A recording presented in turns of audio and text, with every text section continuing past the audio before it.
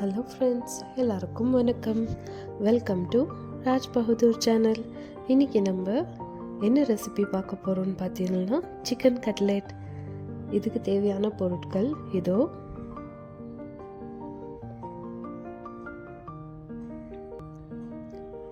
இதுக்கு நம்மளுக்கு ஒரு 500 கிராம்ஸ் சிக்கன் போன்லெஸ்ஸாக நல்லா மின்ஸ் பண்ணி எடுத்துக்கலாம்.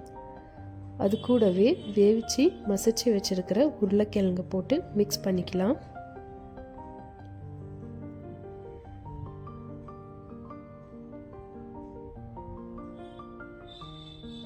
உருளைக்கிழங்கு நல்லா வெந்துறதானா நீங்கள் இப்படி மிக்ஸ் பண்ண முடியும். 2லேருந்து 3 டேபிள் ஸ்பூன் அளவுக்கு கார்ன்ஃப்ளவர் சேர்த்துக்கலாம். கார்ன்ஃப்ளவரையும் சேர்த்து நல்லா மிக்ஸ் பண்ணிக்கலாம். இது கூடவே ஒரு முழு வெங்காயம் பொடியாக நறுக்கி வச்சுருக்கோம், அதையும் சேர்த்துக்கலாம்.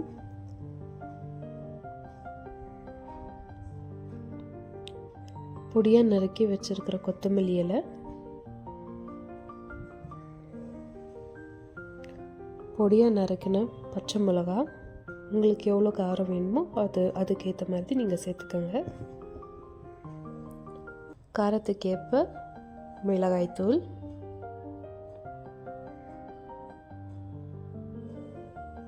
ஒரு சிட்டிகை அளவு மஞ்சள் தூள்,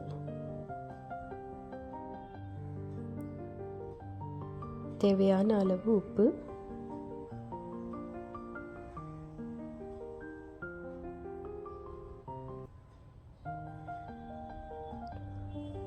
ஒரு டேபிள் ஸ்பூன் அளவு தனியாத்தூள்,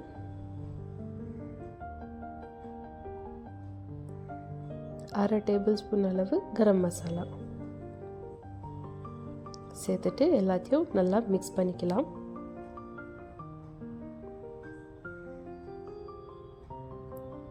தண்ணி விடாமல் நல்லா அப்படியே மிக்ஸ் பண்ணிக்கோங்க. அது அப்படியே சின்ன சின்னதாக உருண்டை பிடிச்சி வடை மாதிரி தட்டிக்கலாம்.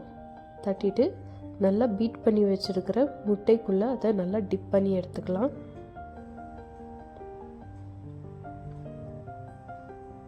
இப்போ அதை பிரெட் க்ரம்ஸுக்குள்ளே போட்டு நல்லா உருட்டிக்கலாம். எல்லா பக்கமும் நல்லா பிரெட் க்ரம்ஸ் ஒட்டுற மாதிரி அதை நல்லா உருட்டிக்கலாம். இதே மாதிரி மற்ற உருண்டைகளையும் எடுத்துக்கலாம்.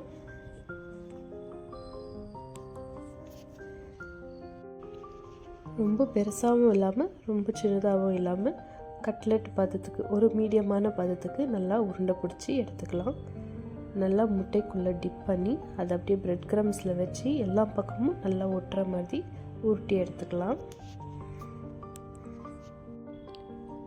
இப்போ அடுப்பை ஆன் பண்ணி பேனை வச்சு அதில் தேவையான அளவு எண்ணெயை சேர்த்து இந்த உருண்டைங்களை சேர்த்து நல்லா பொரிச்சு எடுத்துக்கலாம். எண்ணெய் நல்லா காயட்டும்.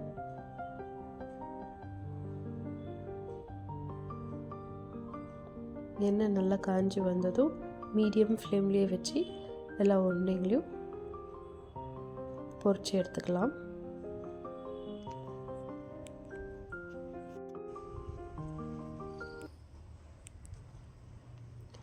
அடிக்கடி நல்லா கலரி விட்டுக்கலாம், அடி பிடிக்காதபடிக்கு.